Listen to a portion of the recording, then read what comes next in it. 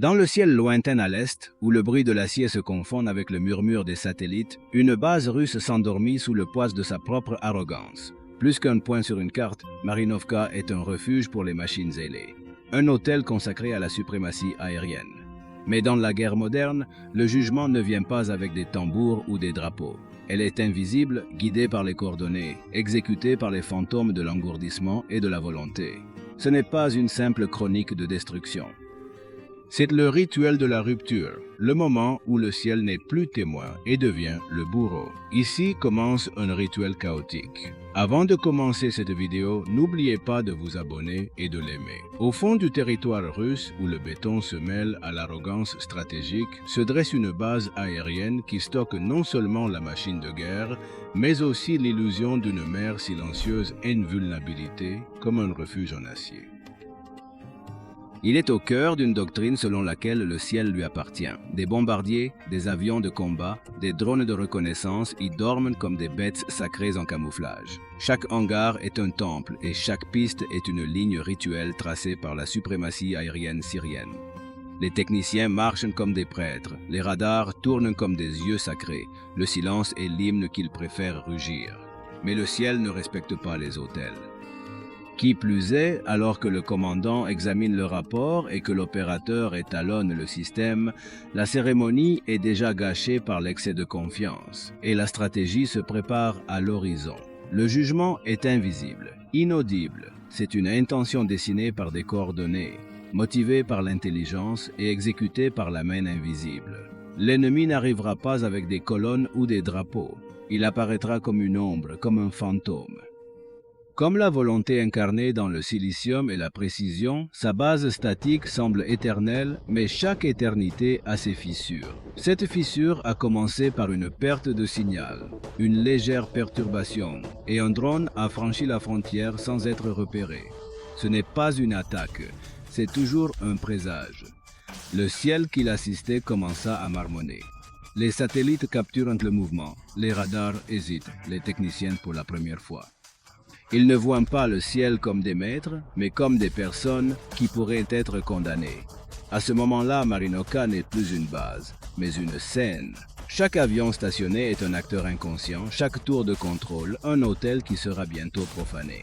La cérémonie était sur le point de commencer, le ciel, le vieux juge, avait rendu son jugement, tandis que Marinovka dormait sous son manteau d'arrogance, loin de son périmètre, dans un endroit inconnu sur la carte. Le rituel de l'attaque a commencé. Pas de discours, pas de tambour, pas de commande forte, seulement des coordonnées, seulement du silence. Dans une pièce sombre, entourée de paravents et de murmures. Des opérateurs ukrainiens suivent la trajectoire du marteau invisible. Ce n'est pas un bombardement traditionnel, c'est une chorégraphie de fantômes, une danse précise entre satellites, drones et volonté. TV2, insignifiante à l'échelle, mais sacrée dans le but. Il a été le premier à se lever. Il ne porte pas le fardeau de la destruction, mais la responsabilité de lever le voile. Son vol n'était pas agressif, mais rituel. Il traverse le ciel comme un messager, échappant au radar, contournant les défenses et marquant le centre du refuge. Après lui, d'autres apparitions apparaissent. Des drones suicides, des essaims d'abeilles guidés par l'IA, chacun avec son propre destin, chacun avec son propre sacrifice. La base ne répond pas.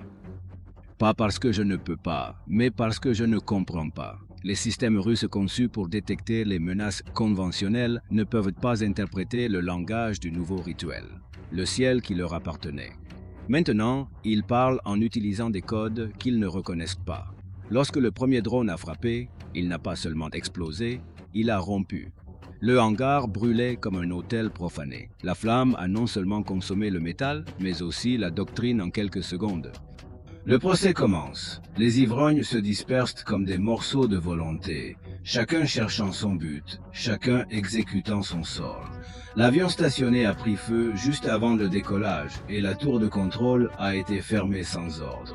Les soldats couraient, non pas comme des défenseurs, mais comme des témoins qui ne comprennent pas les rituels du feu. Ils ne criaient pas, ils chantaient la chute d'une époque, dans le chaos. Le ciel reste immobile. Il ne célébrait pas, ne regrettait pas. Il regardait simplement car cette attaque n'était pas une vengeance, mais une correction, une réécriture de Marinoka qui était autrefois un symbole de pouvoir. Il est devenu un symbole de vulnérabilité. Lorsque le dernier drone se désintègre dans le dernier sacrifice, le silence revient, pas comme avant, non pas comme arrogance, mais comme respect, puisque le jugement a été exécuté.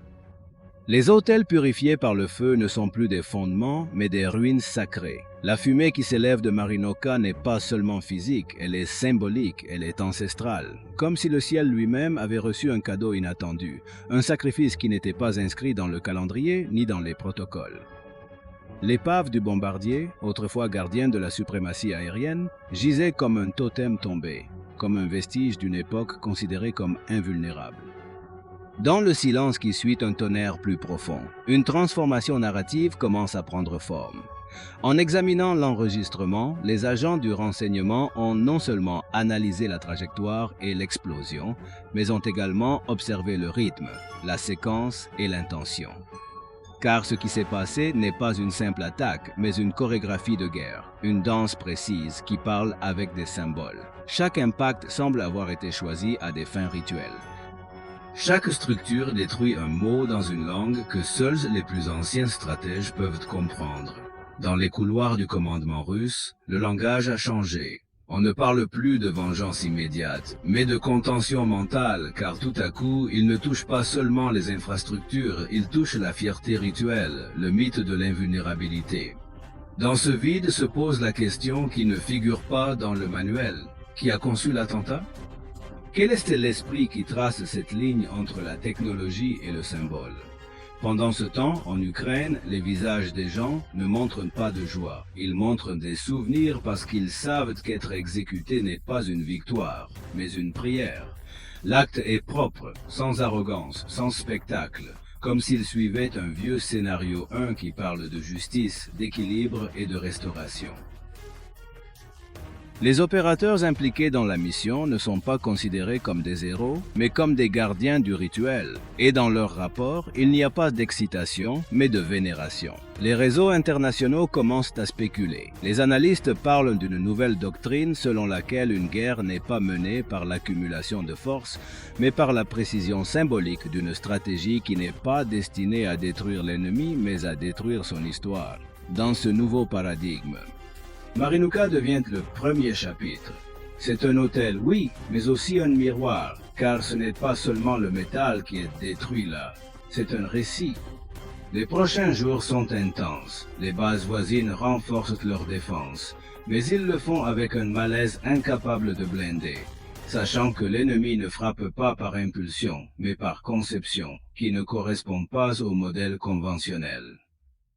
C'est comme si chaque mouvement était guidé par une logique rituelle, par une carte invisible qui relie symboles, émotions et souvenirs. Marinoka est donc restée silencieuse, non pas comme un lieu oublié, mais comme un lieu sacré. Ces restes ne furent pas enlevés par des machines lourdes, mais avec un soin presque liturgique, comme si chaque fragment avait quelque chose à dire, comme si le sol lui-même avait absorbé une vérité qui n'avait pas encore été prononcée, dans ce silence. Le monde se rend compte que quelque chose a changé, que la guerre est revenue à ses racines rituelles dans sa forme la plus pure, que le jugement n'est pas toujours accompagné de tonnerre mais d'intention, et que lorsque le feu parle, il n'a pas besoin d'interprétation. Lorsque la fumée se dissipe et que les capteurs arrêtent de donner des alarmes, ce qui reste derrière eux n'est pas seulement des ruines, mais des révélations. La base, autrefois le symbole de la suprématie, est devenue un vestige d'erreur tactique. À cette époque, le pouvoir n'est plus mesuré par la taille de l'arsenal, mais par la précision du silence. Les débris brûlants ne parlent pas, mais le monde entend chaque cratère, chaque aile carbonisée, et une nouvelle doctrine est inscrite dans laquelle la guerre n'est plus un tonnerre, mais un calcul. Dans ce silence sacré, l'Ukraine n'a pas seulement détruit une base, mais elle a redéfini le rituel du combat. Comme toujours, si cette vidéo vous plaît, n'oubliez pas de vous abonner et de laisser votre like. Rendez-vous pour la prochaine vidéo.